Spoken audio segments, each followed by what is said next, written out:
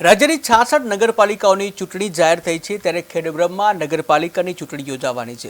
નગરપાલિકા વિસ્તારમાં રાજકીય ગરમાવો જોવા મળ્યો છે ત્યારે ભાજપ કોંગ્રેસ અને આમ આદમી પાર્ટીમાં ચૂંટણી છે ત્યારે તમામ પક્ષો જે છે આ તમામ પક્ષો લડવામાં તૈયાર થયા છે ત્યારે ભાજપ કોંગ્રેસ અને આમ આદમી પાર્ટીની પ્રતિક્રિયાઓ સામે આવી છે। આવો જોઈએ ભાજપ કોંગ્રેસ અને આમ આદમી પાર્ટીના પ્રમુખોએ શું કહ્યું।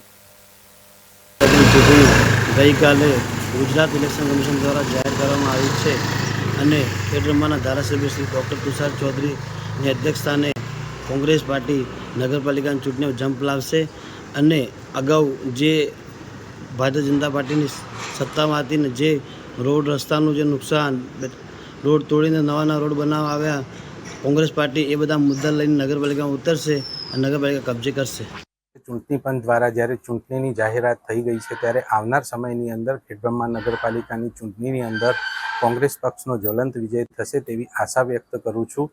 ભૂતકાળની અંદર ભાજપના શાસન દ્વારા જે પ્રજાજનોએ ત્રાહિમામ પુકારી ઉઠી છે, જે પ્રજાના સામાન્ય પ્રશ્નો જેવા કે રોડના પ્રશ્નો હોય, વારંવાર એકના એક રોડ વારંવાર બનાવવાથી લોકો ત્રસ્ત થઈ ચૂક્યા છે, એ સિવાયના ઉભરાતી ગટરના પ્રશ્નો હોય કે અન્ય પ્રાથમિક સુવિધાઓના પ્રશ્ન હોય તેનાથી પ્રજાજનો ત્રાહિમામ પુકારી ઉઠ્યા છે ત્યારે આ પ્રજાજનો આ વખતે કોંગ્રેસની સાથે રહેશે તેવો મને પૂરેપૂરો વિશ્વાસ છે।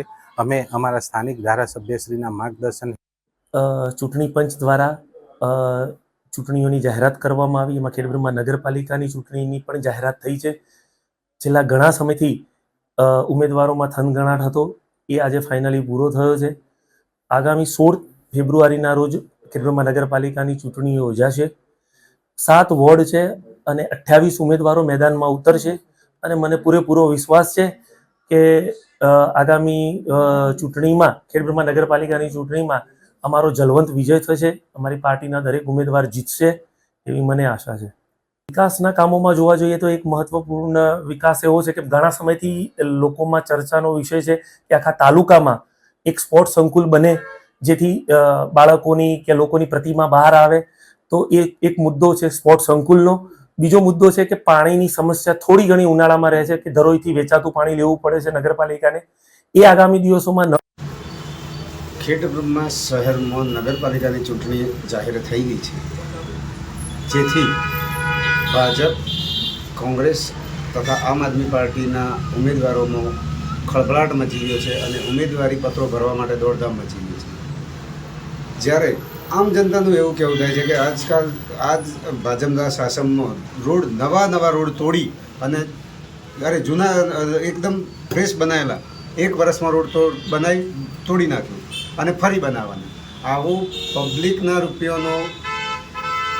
ટેક્સના રૂપિયાનો દુરુપયોગ થયો છે, જે બાબતે પબ્લિક બહુ જ નારાજ છે। માટે આ વખતે કંઈક નવું કરી બતાવશે તેવી મને પૂરેપૂરી ખાતરી છે।